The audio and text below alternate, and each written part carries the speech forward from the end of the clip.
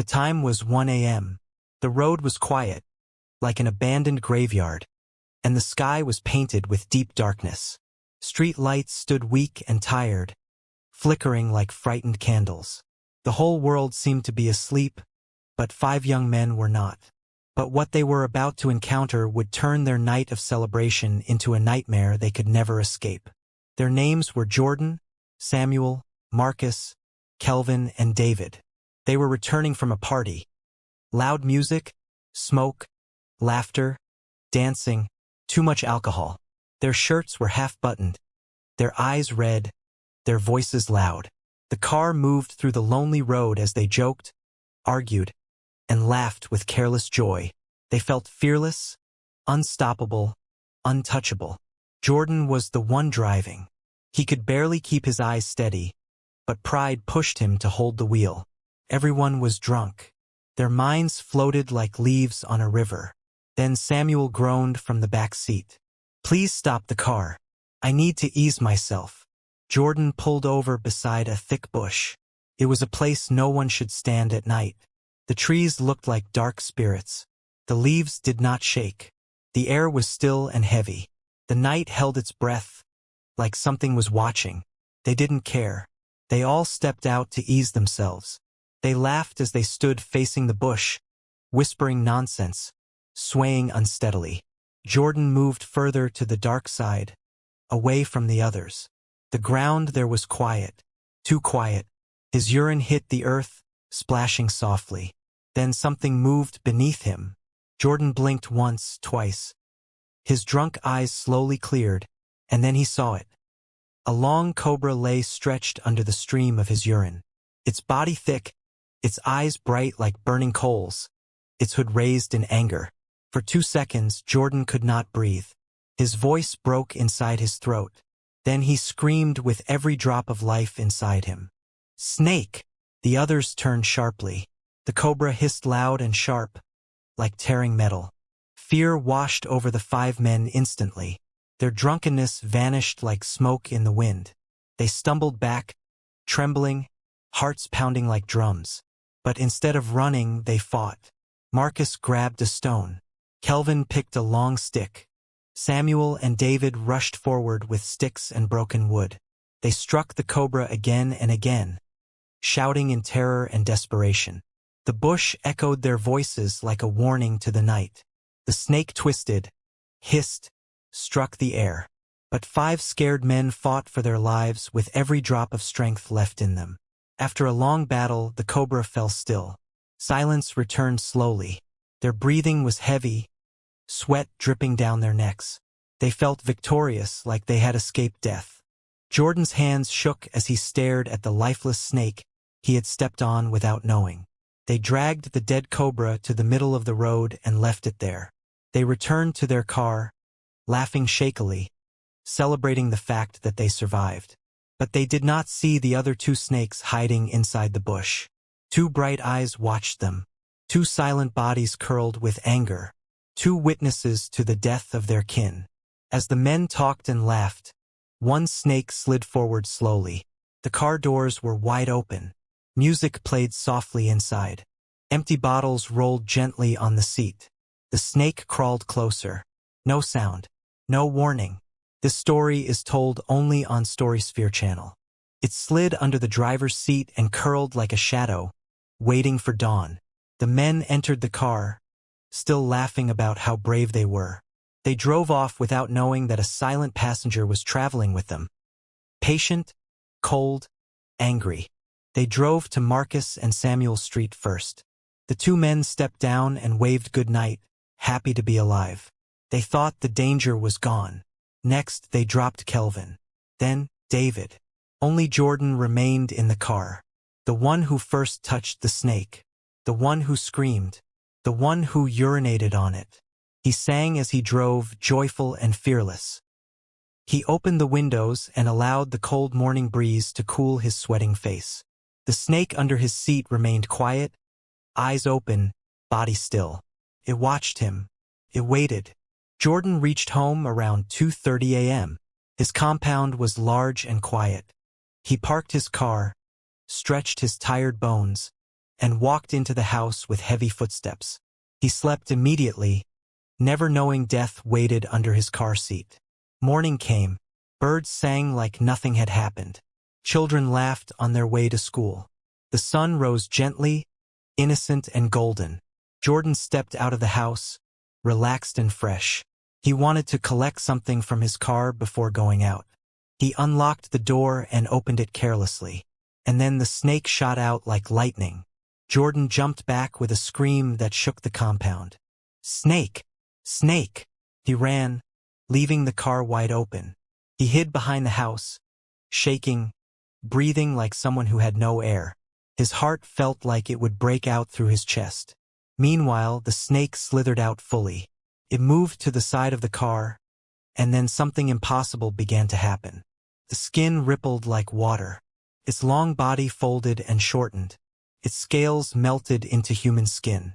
A head, 2 arms, legs, a whole body appeared where the snake once lay.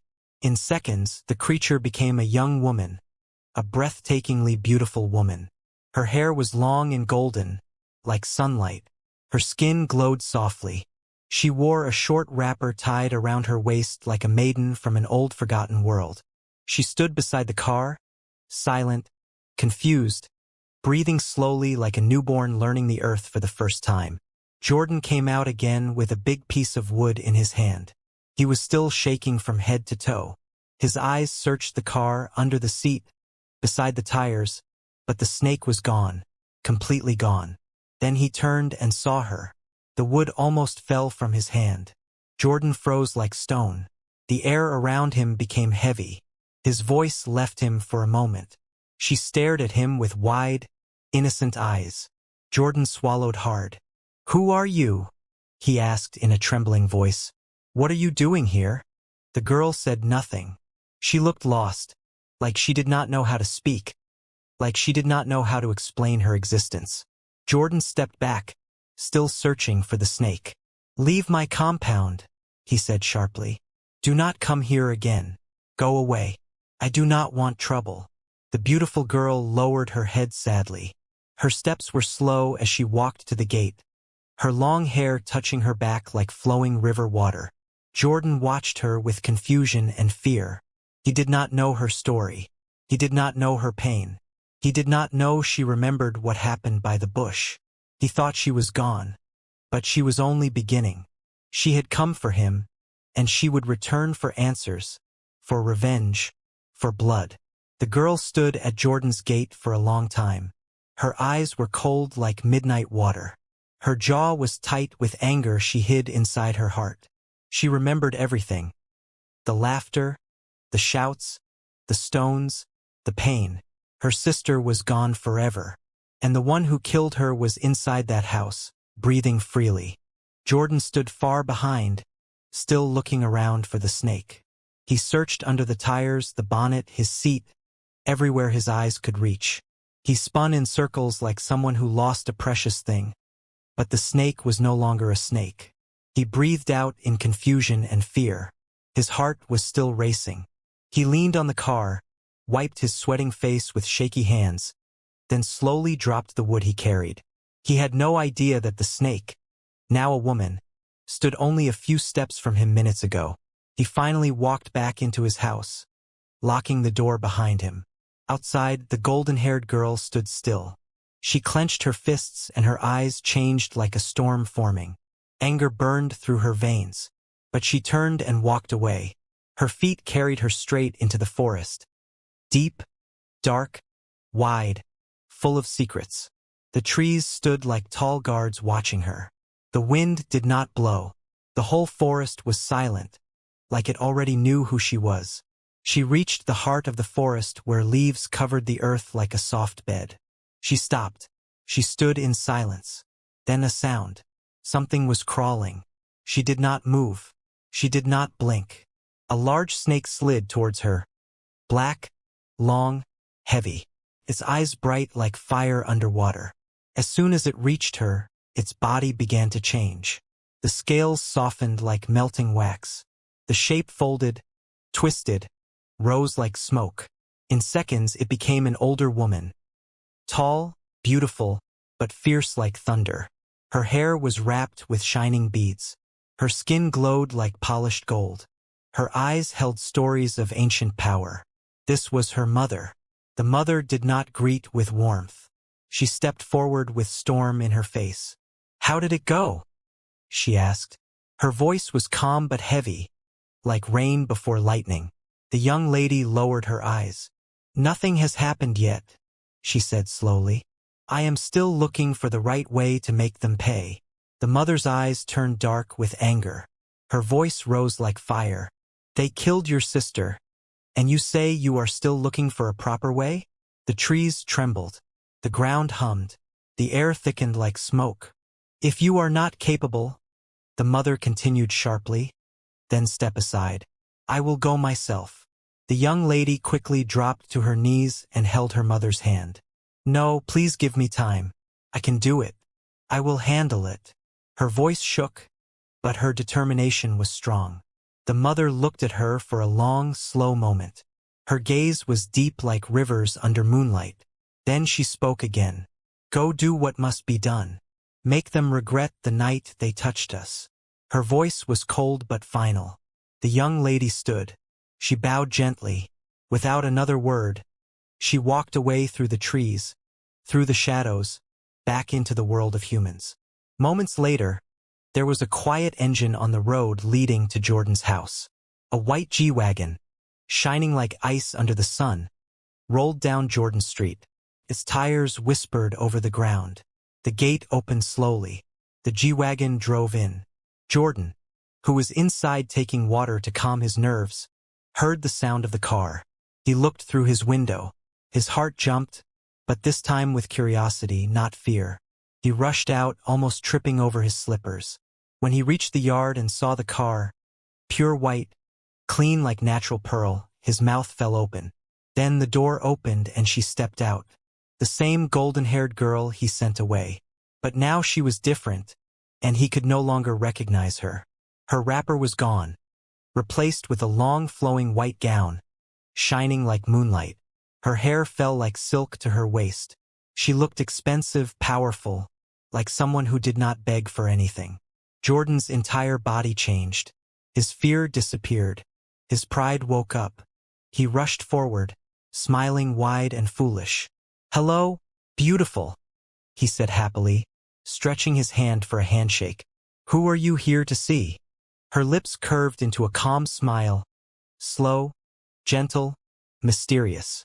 "Jordan," she said. "My name." She knows my name. Jordan's chest lifted with pride.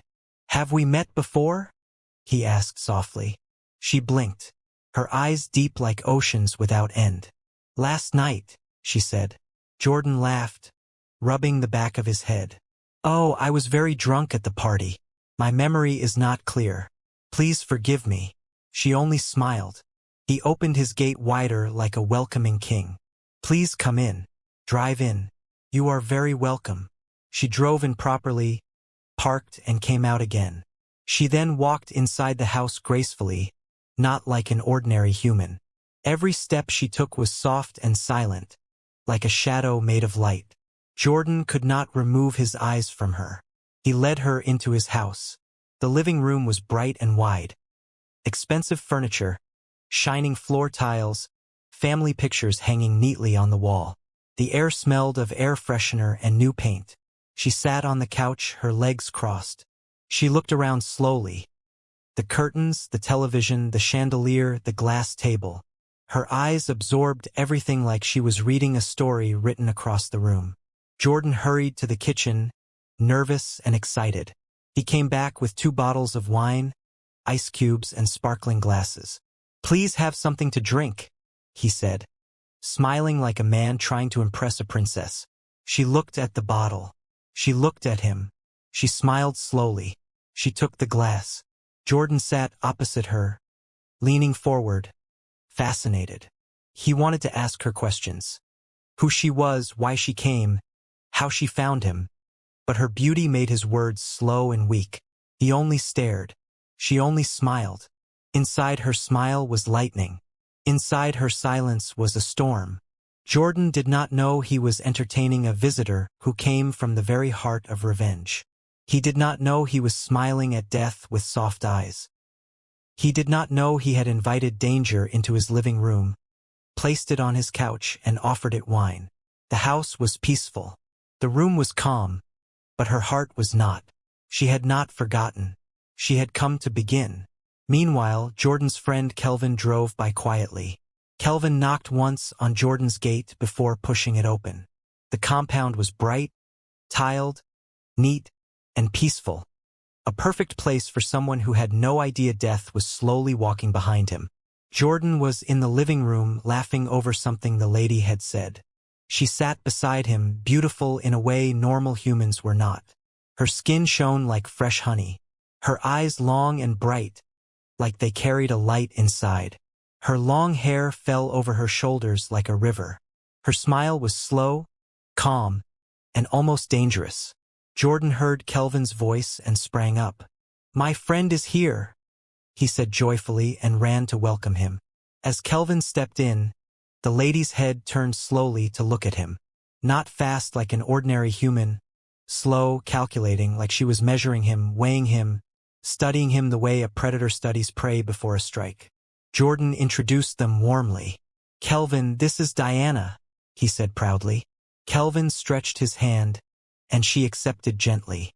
Her palm was warm, soft, and smooth, but Kelvin felt a strange cold pass through his skin the moment she touched him.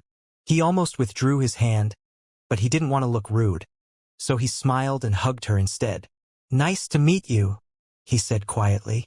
Her eyes held his for a second too long, like she was looking through him, not at him. Kelvin sat down and joined their conversation. They joked about last night's party, the loud music, the dancing, the way Jordan fell when the DJ increased volume. Jordan laughed loudly, holding his stomach, and Kelvin joined in.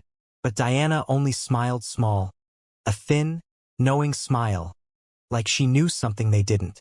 For a moment, Kelvin felt completely safe. Then it happened. A sharp pain, sudden and fast, like 2 hot needles stinging the side of his neck. Kelvin flinched immediately.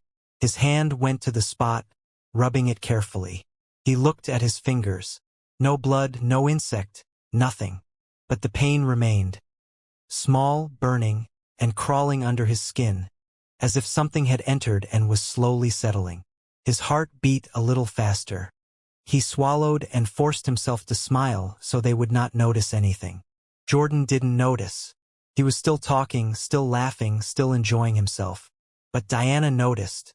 She turned her head slowly, eyes following Kelvin's hand, staring at the exact spot that was burning. Her lips spread into a deeper smile. Small, cold, satisfied. Kelvin looked away quickly, telling himself it was nothing. Maybe mosquito. Maybe his mind. Maybe tiredness. The night before had been wild. Alcohol, loud music, dark roads, thick bushes, and a giant snake they killed without thinking twice. He shook that memory out of his head. For almost 1 hour, Kelvin sat with them talking and laughing. But the pain on his neck never left. It sat there small and constant, like something planted inside him. After some time, Kelvin stood up to leave. He stretched, smiled, and thanked Jordan for the drink. He nodded politely at Diana. She didn't blink. She only watched him stand, watched the angle of his neck, watched the exact place where the 2 dark marks hid under his skin. Kelvin walked out of the house and closed the door. Jordan and Diana remained inside, laughing and chatting like everything was normal. But for Kelvin, nothing was normal anymore. Kelvin reached home around 7:30 p.m. His house was quiet. Only the ticking wall clock made a soft sound. He removed his shoes, dropped his keys and phone on the table, then walked straight to the mirror. The pain was still there. He turned his neck slightly and leaned forward, eyes focused. At first he saw nothing, just smooth skin. He frowned and bent closer, lifting the bulb to shine better, and then he saw it. 2 tiny dark spots side by side, round, perfect. Kelvin's heart stopped for a moment. They didn't look like mosquito bites. They looked like marks, deep, neat, intentional, almost like a signature. He touched them gently. They were tender, warm. The moment his finger pressed, the pain fired deeper, shooting straight down into his shoulder like hot liquid spreading. Kelvin gasped. Sweat gathered slowly on his forehead. He stared at the marks again. Two, like twin dots, exactly alike, and memories rushed back. The snake, the road, the bushes, the stones, the blood. He felt cold. He remembered how they laughed after killing the snake, how they dragged its body and threw it on the road. Kelvin stepped away from the mirror. "No, no, it's nothing," he whispered to himself. He refused to accept what his mind was suggesting. He picked balm and rubbed it hard across the marks. The menthol burned sharply, but the pain underneath only grew warmer, throbbing slowly like a heartbeat. He sat on his bed, weak. He lay down slowly, breathing in and out, hoping sleep would calm him. His eyes closed. The bulb flickered once, but Kelvin didn't notice. He tried to sleep, and he did, but sleep did not come gently. His breathing changed, slow at first, then slower. His hands twitched, then relaxed. His feet moved once, then stopped. A thin line of sweat formed across his forehead. Even though the fan was blowing, his face looked peaceful, but something inside his body was fighting silently, invisibly, like two forces wrestling deep in the blood where no one could see. Kelvin breathed in, held, then out. He breathed in again, held, then out. Minutes passed. The room was silent. Somewhere close to midnight, his breathing softened, slowed, faded, then stopped. Kelvin did not wake. His hand fell still. His chest stopped rising. The marks on his neck darkened slightly, like ink spreading through paper. He looked like someone asleep. Calm face, relaxed body. But he was gone. Cold, still, silent forever. The morning sun came gently through his window, but Kelvin did not open his eyes. He was dead before dawn. Morning light entered Jordan's bedroom slowly, like soft fingers touching the curtains. He stretched on his bed and sat up, still half asleep. He looked beside him. Diana was no longer lying on the bed. He could hear the water running in the bathroom.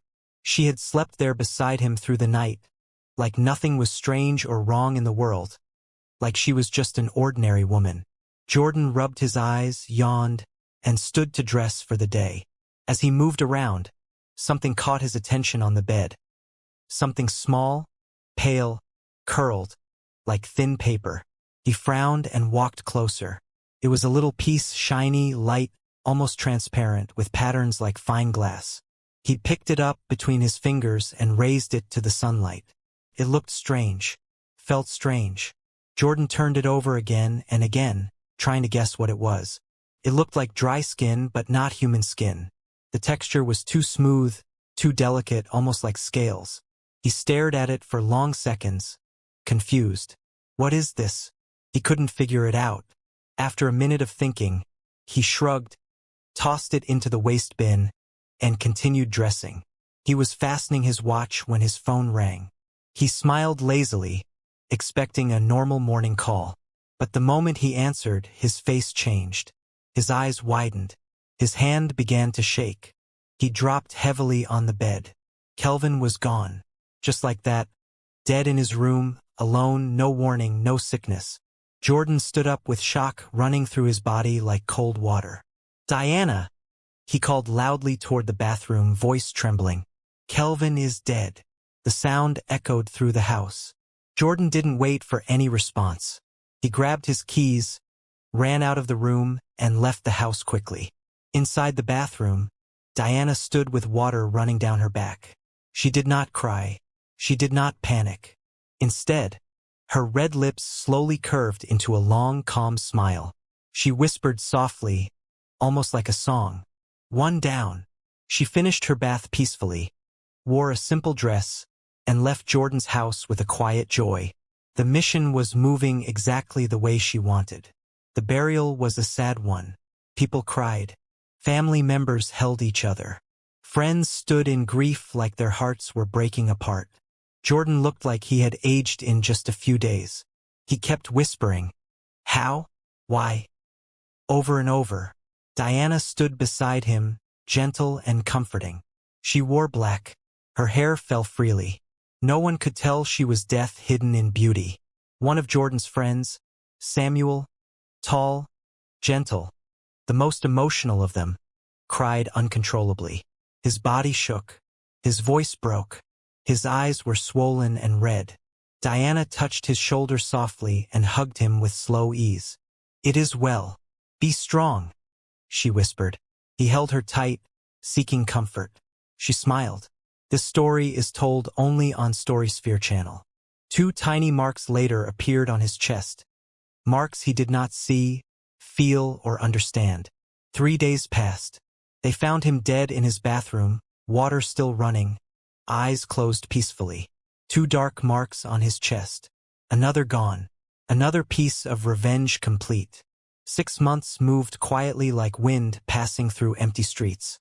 Only Jordan and 2 of his friends remained. He and Diana grew closer with each passing week. They ate together, laughed together, took long night walks, and visited clubs like old days. Jordan found comfort in her company. She was his peace in a world full of death he could not explain. Diana, however, was no longer just completing a mission. Something deeper had entered her heart. She smiled more. She sat beside him longer. She held his hand with care she did not understand. She was changing. Love was crawling into her like a slow river, something forbidden, something a snake spirit should never feel for a human. One night they attended a big party with the 2 remaining friends. Music was loud, lights flashed. Diana danced with beauty that stole attention. Jordan could not take his eyes off her. When the party was over, they all went home in separate cars. Jordan held Diana's hand as he walked her to her seat inside his car. But halfway home, his friend's car engine suddenly coughed, shook, and died. They tried it again and again, frustrated. Jordan, driving behind them, honked, confused. And then a snake slid out from beneath their car, slow and thick, scales shining under moonlight. It raised its head once, tasted the air with its tongue, and crawled quietly into the bushes. His friends, laughing, didn't notice anything wrong. They fixed their car and continued their journey home. By morning, the news came. The 2 were found dead in their home. No violence, no struggle, no blood. Just 2 tiny dark marks on each of them. Jordan felt his knees weaken. He was the only one left. Fear swallowed him whole. His breath came fast. His hands trembled. He drove to a nearby church, hands shaking so hard the wheel felt heavy. For the first time in many years, he knelt. He cried. He prayed with broken words. "Pastor, please. Everyone is dead. I am the only one left. I don't understand what is happening. Please help me." The pastor held his hand, prayed, and whispered, "Be careful of the company you keep. Some dangers do not look like danger. Sometimes death wears a smile." Jordan did not understand, not yet, but he felt cold inside. He left the church confused and scared, holding tightly to the pastor's final words. Somewhere deep in a hidden forest, Diana knelt before her mother. Diana raised her head slowly, her eyes clear, her voice calm. "I have finished," she said softly. "Only one of them remains." Her mother's face hardened. "Then it is not finished." Diana's throat tightened. I want us to spare him." Silence. Her mother's eyes narrowed like sharp blades. "You love him." Diana looked down. She could not deny. She could not speak. The woman hissed like wind blowing through dry leaves. "You have 3 days," she said slowly, voice rising with ancient authority. 3 days to end him, or you will face what comes after." Diana trembled, her heart shattered between 2 worlds. Duty and love, revenge and affection, blood and humanity. 3 nights, 72 hours, that was all she had. She stood slowly, tears forming in her eyes. She walked away into the darkness, torn, broken, scared. Sometimes the people closest to us are the greatest danger we never suspect. Not every smile is safe. Not every touch is pure. And love, Even the strongest can become a battle between life and death. The story continues only on Storysphere. Thank you so much for watching, and please don't forget to subscribe. Where are you watching from?